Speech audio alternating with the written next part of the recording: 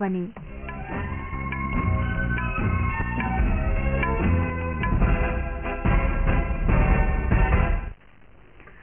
বাতৰি পঢ়িছো দুবৰী কাশ্যপে এতিয়াৰ প্ৰধান বাতৰিসমূহ হৈছে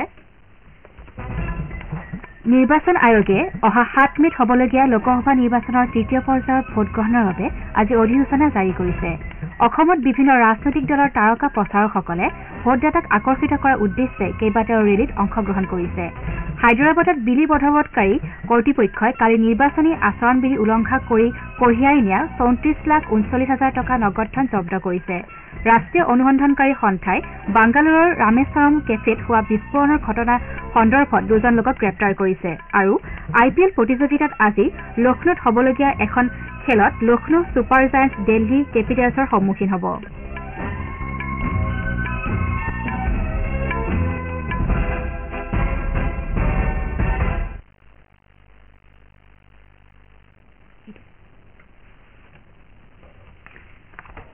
নিৰ্বাচন আয়োগে অহা 7 মেত হ'বলগীয়া লোকসভা নিৰ্বাচনৰ তৃতীয় পৰ্যায়ৰ ভোটগ্ৰহণৰ বাবে আজি অধিসূচনা জাৰি কৰিছে এই পৰ্যায়ত দেশৰ 10খন ৰাজ্য আৰু 2টা কেন্দ্ৰীয় শাসিত অঞ্চলৰ 94টা লোকসভা সমষ্টিত নিৰ্বাচন অনুষ্ঠিত হ'ব তৃতীয় পৰ্যায়ত অসমৰ লগতে পশ্চিমবংগৰ 4খনকৈ গুজৰাটৰ 26 কৰ্ণাটকৰ 14 মহাৰাষ্ট্ৰৰ 11 উত্তৰ প্ৰদেশৰ 10 মধ্য প্ৰদেশৰ 8 ছত্তীশগড়ৰ 7 বিহাৰৰ 5 গোৱা আৰু দাদৰা আৰু নগৰ হাভেলী তথা দমন আৰু দিউ দুখনকৈ আৰু জম্মু কাশ্মীৰত এখন আসনৰ বাবে ভোটগ্ৰহণ অনুষ্ঠিত হ'ব মধ্য প্ৰদেশৰ বেতুল সমষ্টিৰ স্থগিত ৰখা নিৰ্বাচনৰ বাবেও আজি অধিসূচনা জাৰি কৰা হৈছে উল্লেখযোগ্য যে তৃতীয় পৰ্যায়ত নিৰ্বাচন অনুষ্ঠিত হ'বলগীয়া বেতুল সংসদীয় সমষ্টিৰ নিৰ্বাচন বহুজন সমাজ পাৰ্টীৰ পৰা প্ৰতিদ্বন্দ্বিতা কৰা প্ৰাৰ্থীগৰাকীৰ মৃত্যুৰ বাবে স্থগিত ৰাখিবলগীয়া হৈছিল অসমত এই পৰ্যায়ত গুৱাহাটী বৰপেটা ধুবুৰী আৰু কোকৰাঝাৰত নিৰ্বাচন অনুষ্ঠিত হ'ব এই পৰ্যায়ৰ বাবে 19 এপ্ৰিল মনোনয়ন পত্ৰ দাখিলৰ অন্তিম দিন ধাৰ্য কৰা হৈছে 22 এপ্ৰিল মনোনয়ন প্ৰত্যাহাৰৰ অন্তিম দিন হ'ব অসমত বিভিন্ন ৰাজনৈতিক দলৰ তাৰকা প্ৰচাৰকসকলে ভোটদাতাক আকৰ্ষিত কৰাৰ উদ্দেশ্যে কেইবাটাও ৰেলীত অংশগ্ৰহণ কৰিছে বিজেপিৰ জ্যেষ্ঠ নেতা তথা মুখ্যমন্ত্ৰী ডক্টৰ হিমন্ত বিশ্ব শৰ্মাই চাবুৱা আৰু ধেমাজিত বিজয় সংকল্প সভাত অংশগ্ৰহণ কৰিছে কেন্দ্ৰীয় মন্ত্ৰী সৰ্বানন্দ সোণোৱালে লখিমপুৰ আৰু যোৰহাটত আয়োজিত জনসভাত অংশগ্ৰহণ কৰিছে ইপিনে পঞ্জাৱৰ মুখ্যমন্ত্ৰী তথা আপৰ নেতা ভগৱন্ত মানে আজি বিয়লি ডিব্ৰুগড় সমষ্টিত আয়োজিত এখন জনসভাত সমবেত লোকক সম্বোধন কৰিব প্ৰদেশ কংগ্ৰেছৰ সভাপতি ভূপেন বৰাই দলীয় প্ৰাৰ্থীৰ হৈ নিৰ্বাচনী প্ৰচাৰত অংশগ্ৰহণ কৰিছে অসমত 80 লাখৰ অধিক ভোটদাতাৰ উপৰি 300 ভোটদাতা থকা এখন বিশেষ পৰিয়াল প্ৰথম পৰ্যায়ৰ লোকসভা নিৰ্বাচনত ভোটদানৰ বাবে সাজু হৈ উঠিছে শোণিতপুৰ সমষ্টিৰ অধীনৰ নেপালী পামগাঁৱত থকা থাপা পৰিয়ালটোৱে বৃহৎ সংখ্যক ভোটদান থকাৰ অনন্য স্বীকৃতি লাভ কৰিছে পৰিয়ালটোৰ মুৰব্বীগৰাকীয়ে 1906 চনত নেপালী পামত বসতি আৰম্ভ কৰাৰ পিছত তেওঁৰ পৰিয়ালৰ পাছৰ প্ৰজন্মৰ লোকসকলেও একেখন গাঁৱতে বাস কৰিব আৰম্ভ কৰিলে মধ্যপ্ৰদেশত লোকসভা নিৰ্বাচনৰ দিন ঘোষণা হোৱাৰ পাছৰে পৰা নিৰ্বাচন আয়োগৰ দলে এমাহতকৈ কম সময়ৰ ভিতৰত 100 কোটিতকৈ অধিক টকা মূল্যৰ সামগ্ৰী তথা নগদ ধন জব্দ কৰিছে ৰাজ্যখনত নিৰ্বাচনী প্ৰচাৰ অভিযান তীব্ৰতৰ হৈ উঠিছে মুখ্য নিৰ্বাচনী বিষয়া অনুপম ৰাজনে সদৰি কৰা অনুসৰি ৰাজ্যখনত নিৰ্বাচনী আচৰণবিধি জাৰি হোৱাৰ পাছৰে পৰা এতিয়ালৈকে 103 কোটি 33 লাখ টকাৰ মূল্যৰ বিভিন্ন সামগ্ৰী জব্দ কৰা হৈছে ইয়াৰ ভিতৰত 13 কোটি 77 লাখ নগদ ধন 24 কোটি 64 লাখ টকাৰ সুৰা আৰু 19 কোটি টকাৰ নিচাজাতীয় সামগ্ৰী অন্যতম ইয়াৰ সমান্তৰালকৈ চিভিজিল এপৰ জৰিয়তে এতিয়ালৈকে নিৰ্বাচনী আচৰণবিধি উলংঘা 2852টা অভিযোগ দাখিল কৰা হৈছে ইতিমধ্যে বিজেপিৰ ৰাষ্ট্ৰীয় সভাপতি জেপি নাড্ডাই আজি সিধি আৰু সিন্দবাৰত নিৰ্বাচনী প্ৰচাৰ অভিযান অংশগ্ৰহণ কৰাৰ বিপৰীতে কেন্দ্ৰীয় মন্ত্ৰী জ্যোতিৰাদিত্য সিন্ধিয়াই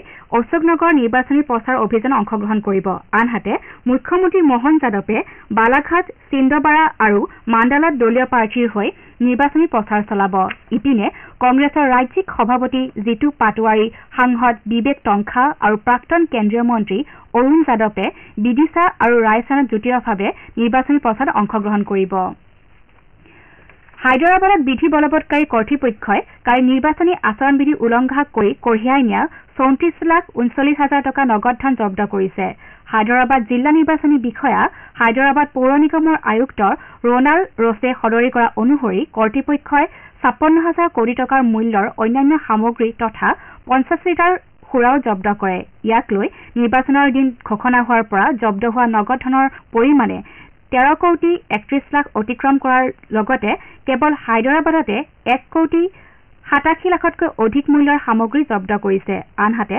নিৰ্বাচনী আচৰণবিধি ভংগ কৰা সন্দৰ্ভত ১৪৬টা অভিযোগ দাখিল কৰা হৈছে।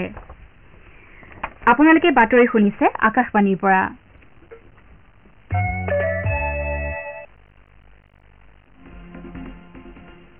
আপোনাৰ ভোট আপোনাৰ কণ্ঠ।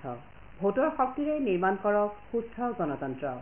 লোকসভা নিৰ্বাচনৰ প্ৰথম পৰ্যায়ত অহা ১৯ এপ্ৰিলত পুৱা ৭ বজাৰ পৰা বিয়লি ৫ বজাৰ ভিতৰত কাজিৰঙা, শোণিতপুৰ, লখিমপুৰ, ডিব্ৰুগড় আৰু যোৰহাটত হ'বলগীয়া ভোটগ্ৰহণত গণতান্ত্ৰিক অধিকাৰ সাব্যস্ত কৰি শক্তিশালী গণতন্ত্ৰৰ অংশীদাৰ হওক।